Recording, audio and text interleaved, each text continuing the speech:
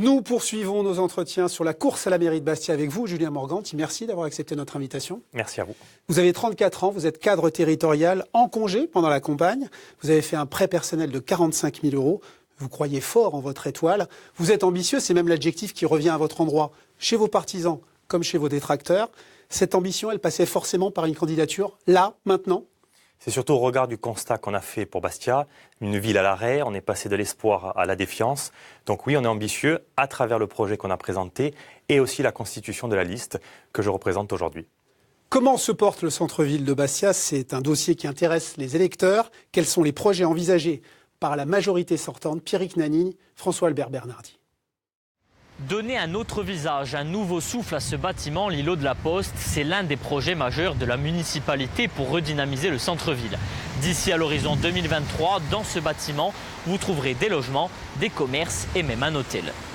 Même si la concurrence est de plus en plus féroce pour les centres-villes et que certains rideaux se sont baissés, à l'image du célèbre Corus, le tissu économique semble pourtant dynamique. Un constat, à Bastia, il y a eu plus de créations d'entreprises, 1351, que de radiations, 1150 entre 2013 et 2017.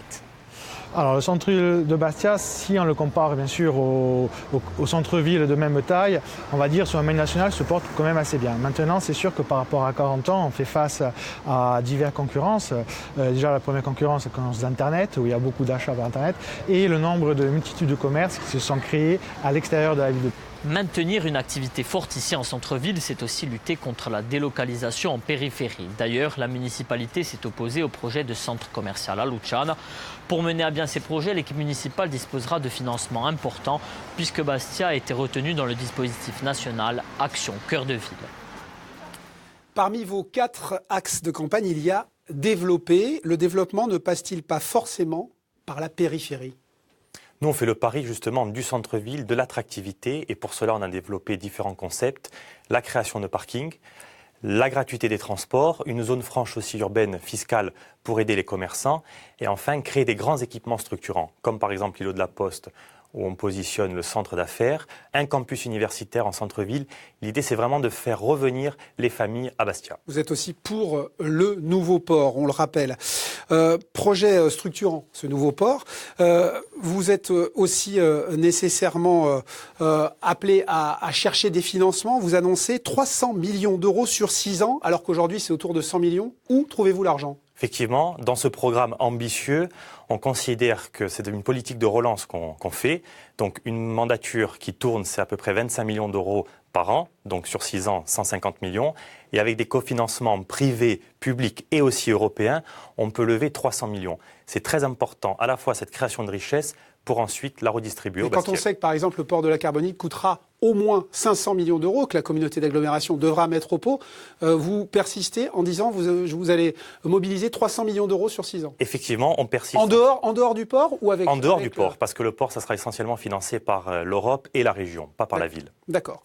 Tournons-nous à présent vers l'aspect électoral. Ça intéresse nos téléspectateurs forcément. Sur votre liste présentée, la première d'ailleurs, sur les réseaux sociaux, peu de gens connus. Vous allez nous dire que ça fait partie de votre stratégie, mais est-ce que c'est pas plutôt un manque de reconnaissance pour vous ?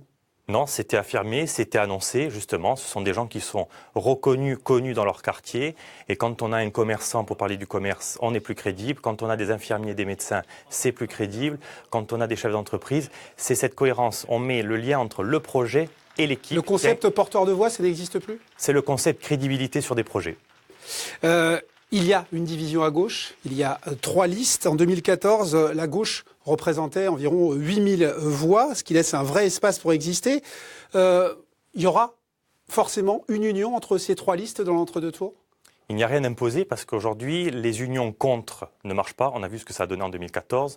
C'est pour ça qu'on a été très exigeant sur le projet et on considère que c'est notre projet, le seul publié à ce jour, qui peut faire le lien sur les différentes oppositions. Malgré tout, c'est la stratégie qui est courue dans vos permanences. On le sait, il va falloir une union à gauche et aussi avec Jean-Martin Mandelagne pour peut-être faire vaciller la majorité sortante. Est-ce que vous êtes prêt à vous ranger derrière le premier qui arrivera le premier au soir du premier tour ? On a mis 140 propositions sur la table. C'est à travers le projet qu'on pourra fédérer. Ce n'est pas une question uniquement arithmétique, c'est une question de projet. Oui, mais vous continuerez à faire de la politique, même si vous veniez à perdre, mais quel score vous comblerez ? Quelle place vous comblerez au soir du premier tour ? Celle qui fera gagner Bastia. Ouais. Donc là, vous êtes vraiment sur le terrain des idées et pas sur le terrain arithmétique. Mais une élection, c'est aussi de la comptabilité. Effectivement, et c'est pour ça qu'on est les premiers à avoir tiré sur le projet, à avoir présenté la liste, parce qu'il y a cette crédibilité. Et après, quand on est les premiers sur la bataille des idées, j'espère que ça se concrétisera par des voix. Ouais. Vous croyez que les 15 et 22 mars prochains, vous allez être entendus ? J'espère et je le souhaite. Il y a vraiment une démarche autour des réseaux sociaux, autour de vous, autour du marketing. Vous avez une campagne très marketée.